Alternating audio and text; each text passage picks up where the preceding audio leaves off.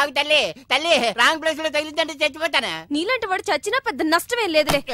నువ్వు అమ్మ వాడి ఇంటికి వెళ్లి బెదిరించడం వల్ల వాడయ్య వాడిని ఊరు దాటించేసుంటాడు.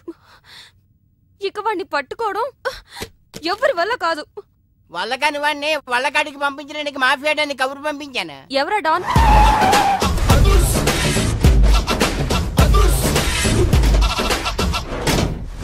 That is అదుర్చారి. ఇదేంటి గుళ్ళ పూజాని తీసుకొచ్చారు? మర్డర్కి ముహూర్తం పెట్టడానికేమో. ఆయనే రివర్స్ రంగాచారి. పొద్దున్నే పూజలు, మధ్యాహ్నం కిడ్నాప్లు, నైటు మర్డర్. ఆ దేవుడు గిరిగిస్తాడు, ఈ చారి నరికేస్తాడు. ఎలా ఉంది? జూనియర్ ఎన్టీఆర్ డైలాగులు జూనియర్ ఆర్టిస్ట్ చెప్పినట్టుగా ఉంది. వినాయక్ ఓకే. ఆ పార్థుగాడి శవాన్ని తీసుకొచ్చినప్పుడే నిన్ను మర్డర్ చేస్తాడు. ఆ మర్డర్ ఈ మర్డర్ ఫ్రీ. You go. ఆ పార్థుగాడు ఈ లాడ్జిలోనే ఉన్నాడంట. అయ్యగారు కొంత అడ్రస్ చెప్తారండి. సార్ ఎవరనుకున్నారా? అడ్రస్ చెప్పే అడ్రస్ అనుకుంటున్నావా? షో.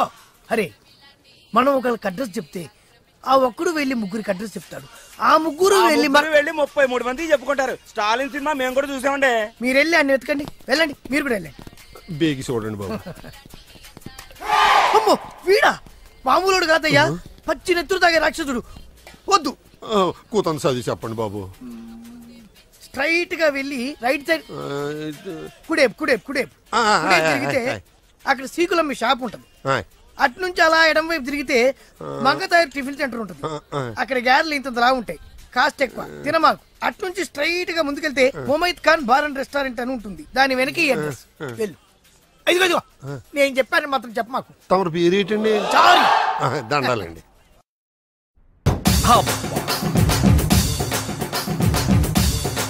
ఏంటండి స్టోరీ సీటింగ్ కాకుండా మ్యూజిక్ సీటింగ్ పెట్టేశారు?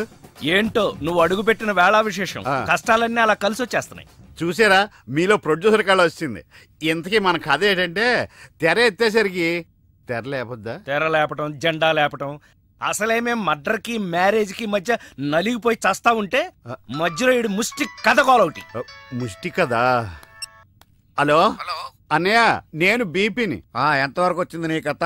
ఇంకా నా కథేంటి, ఆయన కథలలాగా నేను చచ్చిపోతున్నాను. ఆర్థిక మంజంలో పడి గోపాల్ గారు నిన్ను నన్ను సంబంధం లేకపోయినా కందిపప్పును కూడా దుమ్మెత్తిపోసేస్తున్నాడు.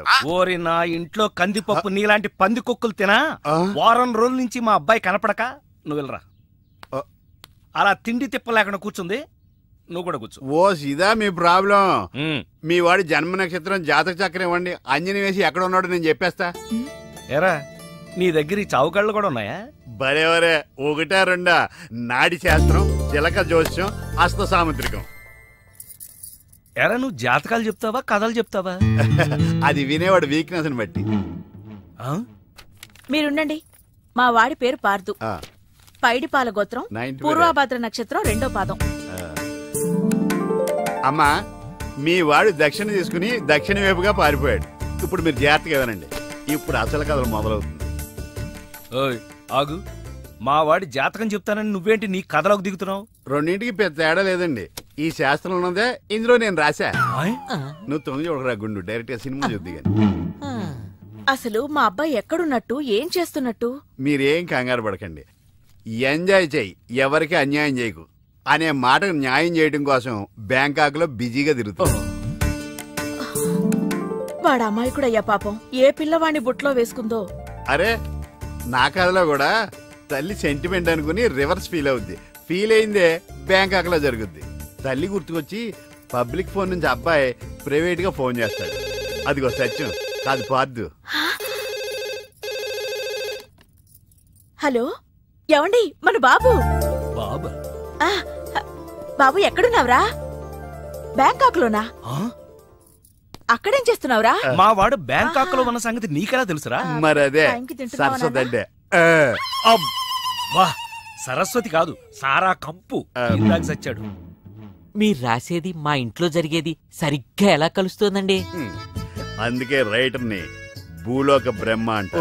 జరిగింది రాసేవాడు కాపీ రైటరు, జరగబోయేది రాసేవాడు సినిమా రైటర్.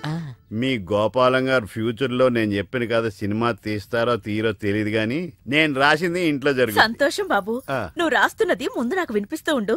ఎపిసోడ్ కి 10,000 ఇస్తాను. అలాగే ఎపిసోడ్ కి 10,000 సార్ తక్కువ అని ఫీల్ అవుతున్నారు కదా. పోన్లేండి, మన దగ్గర బోల్డ్ అంత డబ్బుందిగా. నీకు ఇదేం మేనరిజమే. ఇప్పుడు మన హీరో బ్యాంకాక్ లో హీరోయిన్ కోసం ఎదురు చూస్తున్నాడు.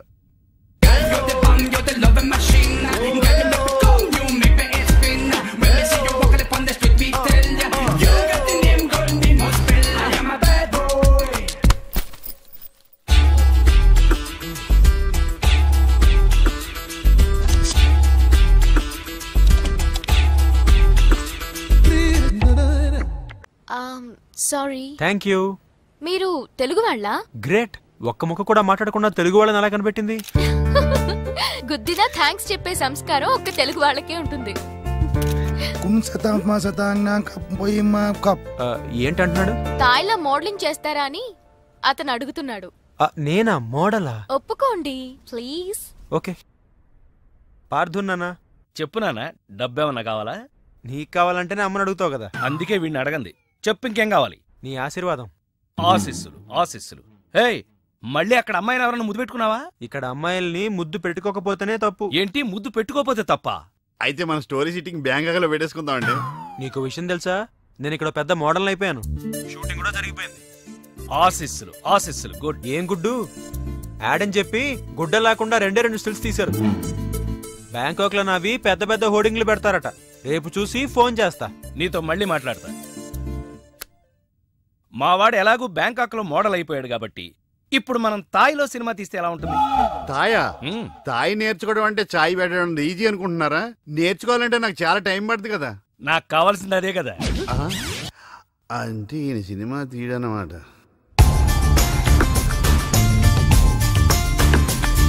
అదిగో నా హోర్డింగ్. Look baby. ఆన్ పాన్ మై లాన్ పాన్ మై. ఇదంతా నిజమేనా? మరి నిజమే కదా. స్టూపిడ్. డేటింగ్ ముందు తెలిసి బతికిపోయాను. సడన్ గా ఇది ఎందుకు కొట్టింది? అసలు ఇందులో ఏం రాసుంది? ఇండియా పరువు తీసా కదరా. మాస్టర్, మీకు థాయ్ చదవడం తెలుసా? తెలుసు. ఇక్కడ ఏం రాసిందో చెప్పండి. ఎయిడ్స్ కు ముందు, ఎయిడ్స్ కు తర్వాత. నాకు ఎయిడ్సా? ఏమైంది? ఎయిడ్స్ వచ్చింది. అయ్యో బాబోయ్, ఎలా వచ్చింది? ఓ తేడా అమ్మాయితో తిరిగితేనే ఎయిడ్స్ వస్తుంది, కానీ నీతో మాట్లాడితేనే ఎయిడ్స్ వచ్చింది కదే. ఏంటి నాటకాలు ఆడుతున్నావా? నేను కాదు, నువ్వే నా జీవితంతో ఆటలాడుకున్నావే. ఏదో ఈ ఊరు చూసిపోదామని వస్తే ఊరంతా నన్ను ఎయిడ్స్ పేషెంట్ ని చూసినట్టు చూస్తున్నారు. ఓహో, సోషల్ అవేర్నెస్ అంటే అర్థం ఇదా? అంటే నీకు తాయ్ తెలీదా? పూర్తిగా తెలీదు, తెలిసిన కాడికి ట్రాన్స్లేట్ చేశాను. అయిన కాడికి అన్యాయం చేసావు. ఇప్పుడు ఏమంటావ్? నాకు మంచి ఫిగర్ ని సెట్ చేయి. రే, ఏం మాట్లాడుతున్నావు? నీ వల్ల నా లవర్ మిస్ అయిపోయింది కాబట్టి నువ్వే నాకు మంచి ఫిగర్ ని సెట్ చేసి పెట్టాలి. పోరా.